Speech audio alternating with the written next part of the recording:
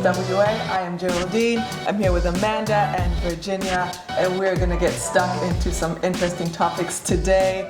Amanda, start us off. Okay, thanks, Jerry. So, Virginia, I'm really curious. You're from the Philippines. Yes. You've been here quite a while, and you're the president of the Peel Multicultural Association. Mm-hmm. You're the Citizen of the Year, and you work for us, and we're very excited to have you here today. So, can you tell us, obviously you come from the Philippines, what was it like for you going from the Philippines into the Australian culture? Actually, I thought when I was coming here that life will be easy, but I was wrong. Being a migrant is the hardest experience I ever have. Mm. And there were times I wanted to go back because I cannot find my job here for the reasons that my education and my work experience is not recognized in Australia. That's tough. A lot of people have that sort of, they come very qualified to Australia and they find that they can't work, or they have to take jobs that are, you know, well out of their qualifications. So how did you overcome that? Well, I've been immensely involved in doing my volunteer work as a president of the Peel Multicultural. That connected me to different organizations, and that connected me to HepatitisWA as well. Okay. And so with your children, were they raised in the Philippines or were they raised here? Or? Well, actually they were born in the Philippines, and we came here when my daughter was 5 and my son was 6 years old, because I thought they will have a better future here. Yeah. And what about hepatitis in the Philippines? What was that like? Did anyone know about it, or did you know about it in the Philippines? Actually, my kids, when they were born, they had the vaccine, but personally with me, I was not aware about hepatitis B. Nobody in my country was telling us about hepatitis B. I just had a question actually regarding when you moved to Australia. You're saying that you had to pretty much start again in terms of setting yourself up. You've studied, you've qualified, but now you're sort of going back to the beginning to start this new life. What was the motive to start everything again and move to Australia? Yeah, actually, as I said, it was hard, but then now that I am employed with several organizations, and I have already found my way to be in this country. It's like, you know, I've been doing a lot of volunteer work, I've been recognized. So I think it's, for now, I'm a bit settled. But there are times that I still wanted to go back to my lifestyle in the Philippines. Yeah. But then, again, I was able to adapt with the Australian way of life. Yeah, okay. And there's quite a big Filipino community here as well. Because I think for myself as a migrant as well, I find now I've been here for 14 years, I'm stuck in the middle as well, and it's trying to find a mix of both. And that is a bit of an identity issue sometimes for me. Do you find that with your kids? I guess they came here when they were much younger. Have they struggled a bit with, I guess, fitting in, or they've adopted more of the Australian life? My children, they are more Australian now. Right. Yeah. Actually, they have forgotten actually being Filipino on a Filipino heritage. Yeah. So, but there are times that with the foods, you know, I serve them Filipino foods for them to not to forget totally. Oh, very nice. Yeah. So I just want to draw it back to hepatitis a little bit in the Philippines, because it is a big issue, isn't it? Do you know how many, there's, I think from memory there was 10% of the population of the Philippines is positive for hepatitis B, and that equates to about 108 million people. I know, and it makes me sad, you know, that there are so many cases of hepatitis B in my country. That's what made me very passionate in promoting awareness, especially to the Filipino communities, and of course to the other nationalities as well, or to the other migrants here in Australia. So how did you get involved then with HepatitisWA? How did that happen? Actually, I met Amanda. She came for an information session in Mandurah. I met you. And then from there on, the Multicultural Futures, they used to be a Fremantle Multicultural Services Center. And they sent me an email that they were, HepatitisWA were looking for ambassadors from different countries. So I rang up and I said, I wanted to be an ambassador. And the first time they said, okay, we will call you. But they never called me up. So I had to ring them up again. And I said, I wanted to be an ambassador. And they said, no, it's filled in. No, I said, I wanted to be an ambassador. So they had to take me in. And true enough, I was so passionate. Yeah. I've done a lot of information sessions, and we have done 3 clinics in Mandurah because, you know, I really wanted to be part of HepatitisWA. Yeah. Yeah. I'm just curious as to why you were this passionate about hepatitis. I'd imagine there's a lot of other things that would affect the Filipino community. What was it about hepatitis that made you think, I need to get involved in this? Yeah, I think one is because I was, as I said, I was not aware about hepatitis B. And when Amanda explained, you know, about the hepatitis B, it's something like I told myself that I was compelled to do it and promote the awareness. So I was really thankful that you came to Mandurah at the time and did the hepatitis B talk. And that also encouraged me and enticed me to go for it. And if given the chance, I said, I will be a part of this promotion. Yeah. And you have been with us for a number of years now, in first a volunteer capacity and then employed by HepatitisWA. And you've been a real leader in the field in getting the message out to many, many people. And I just wonder, what is the feedback from people in your community about hepatitis B? Did they know about it, or how have they received you with these messages? Actually, they didn't know about the details of hepatitis B. They only know about hepatitis B as is, but not how they can get it, the transmission, the prevention. No, nothing on it. So when I did my hepatitis B talk with the different Filipino community groups, they were so happy. And even one of the lady that we met at the gala told you that she learned something, you know. At least now they know, they are aware.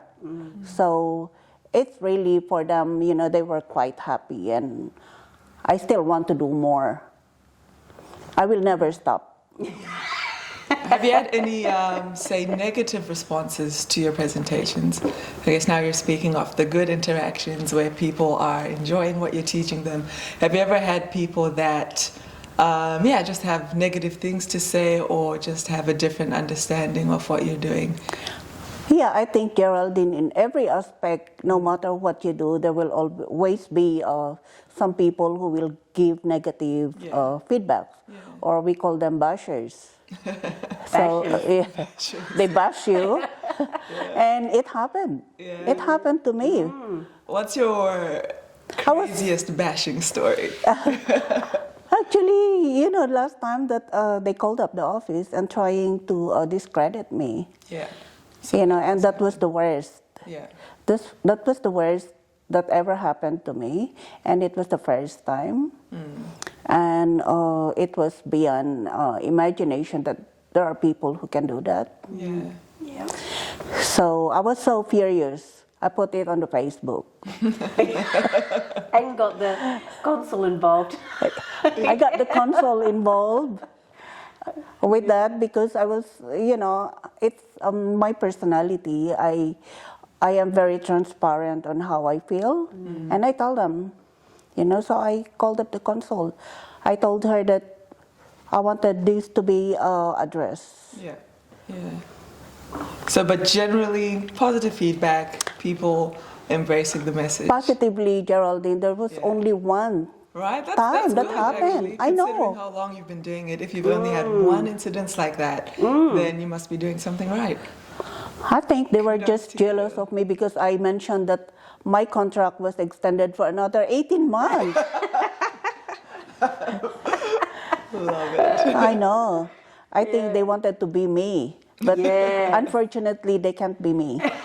There's only one you, Virginia. Yes, of course, I know that. Love it. So, you're a very busy person. You work for us, you have Peel Multicultural Association, you do some other work for other people, and you have so many events. Like the weekend just gone, we had the Langley Park Barrier Barrier on Saturday. Fiesta, Yeah.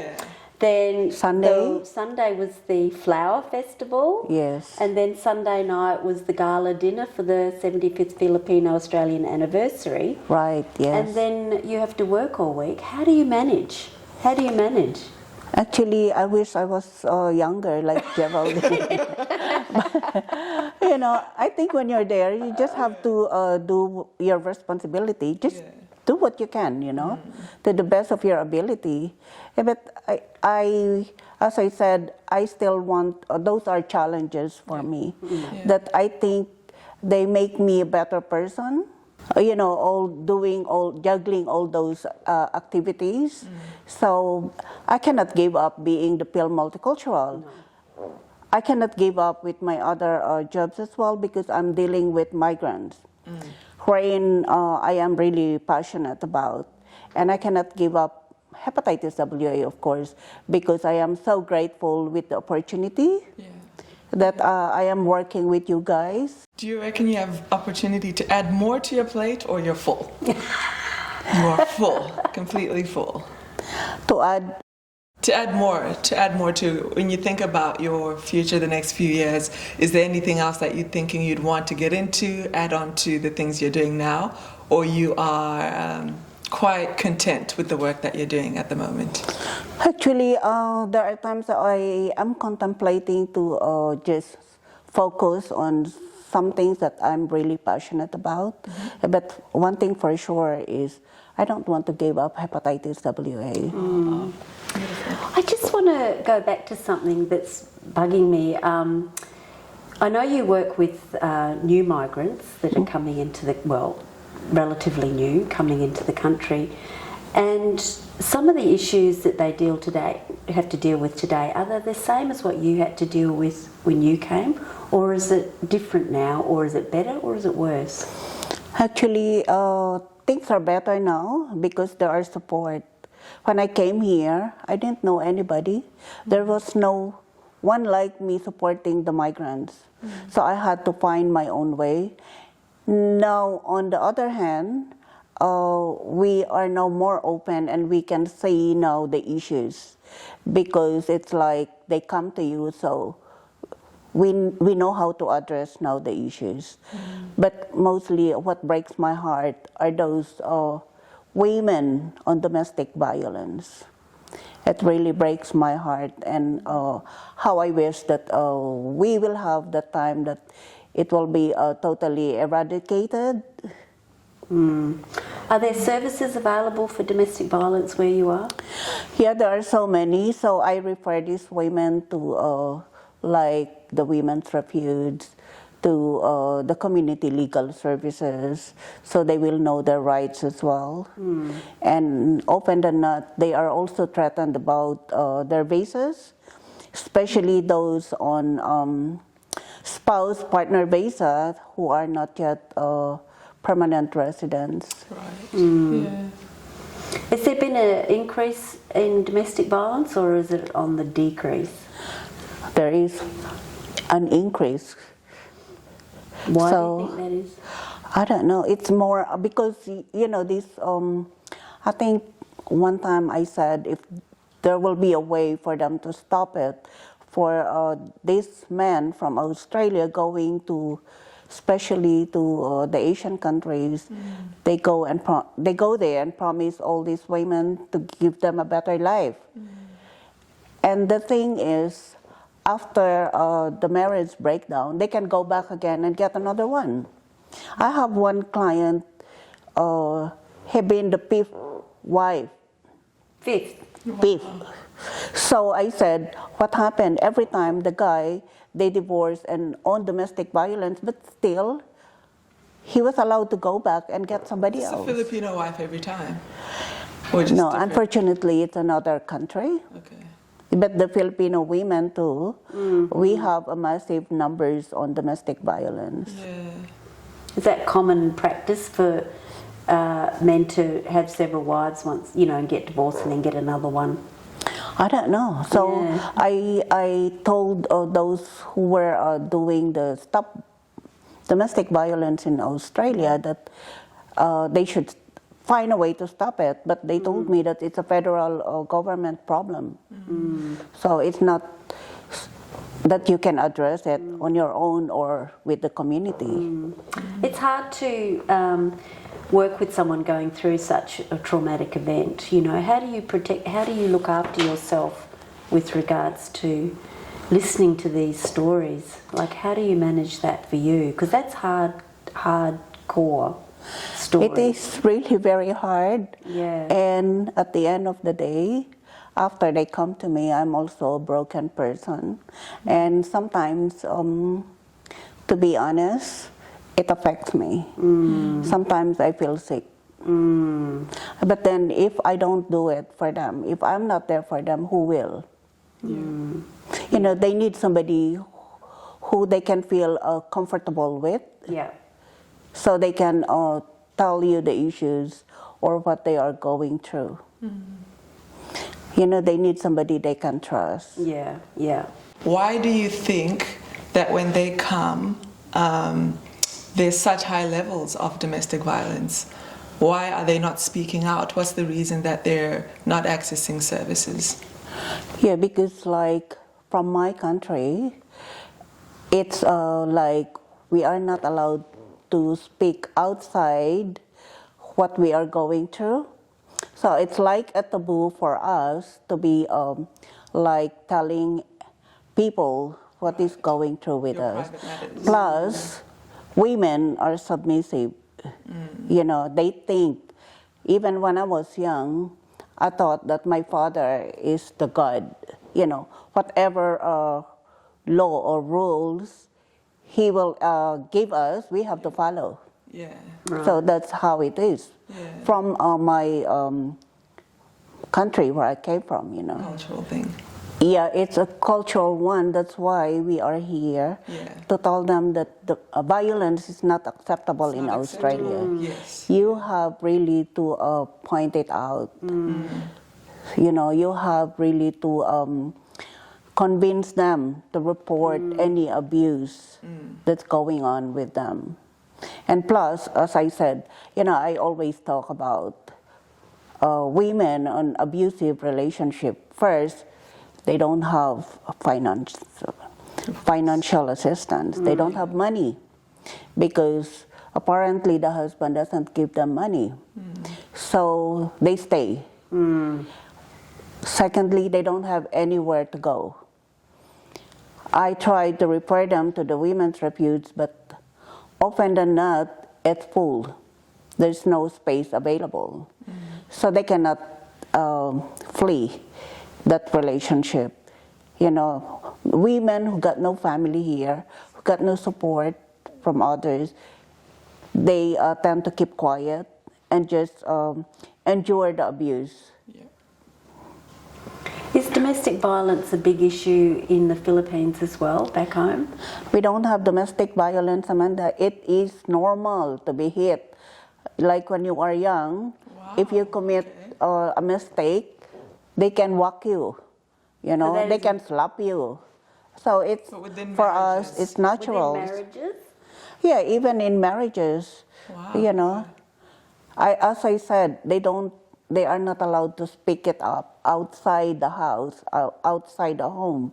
Otherwise, it will bring it will ruin the reputation of the family, a shame, embarrassment. Okay. So it is a culture of then some domestic violence is quite common then but they don't call it domestic violence. Yes. It's just normal. It's a normal thing. Sadly, it's normal. Wow. That changes what I had asked before, Yeah, because I yeah. thought maybe they're coming in here and they feel stuck now being in this abusive relationship and they can't speak out, but they actually don't even realize anything is wrong per se. And it's when organizations like yours, people like you, I guess, point it out and say, you shouldn't be going through this is not acceptable, that I guess their eyes are opened and they realize, maybe I can talk to someone about that. That's a big shift, because it's not a natural... It is. Yeah. So when I went to do my domestic violence information session, amazingly or disturbingly, they don't know the different forms of domestic violence. They only know and aware about the physical one. Yeah. Not the emotional or financial. Emotional, financial, technology mental. So all of those, they don't know. Yeah. So education, it's like, I mean, hepatitis is a health issue and domestic violence is very much a health and well-being and safety issue. And education is the key, isn't it, for both of them? Yes. Education is something that needs to happen. Do you think that we're doing enough in Australia, or is there any education in the Philippines, or what's your opinion on education? There's no education session or promoting awareness on different things in the Philippines. Actually, I was planning that when I go back, I will do education session on hepatitis B in my village, because I have one classmate, her brother died, and they did not know it was hepatitis. The cause was the inflammation of the liver. So he was in the hospital. He was sent home because he got well. But the next day they went back and they found out that it was the inflammation of the liver, and he died the next day. Oh, my goodness. that was severe then. But I said if they were aware about the hepatitis B, the causes, the transmission, the prevention, it could have been, the death could have been prevented. So I feel sad. So it's one of my aspiration is to promote hepatitis B in the villages whenever the COVID is gone and we are allowed to travel. Okay. Look, thank you so much for talking with us today, Virginia. It's been very enlightening about coming to Australia and what it's been like for the Filipino community and hepatitis B, and how it's not really an issue in the Philippines, yet there are huge numbers. So you're doing a fantastic job, so thank you very much.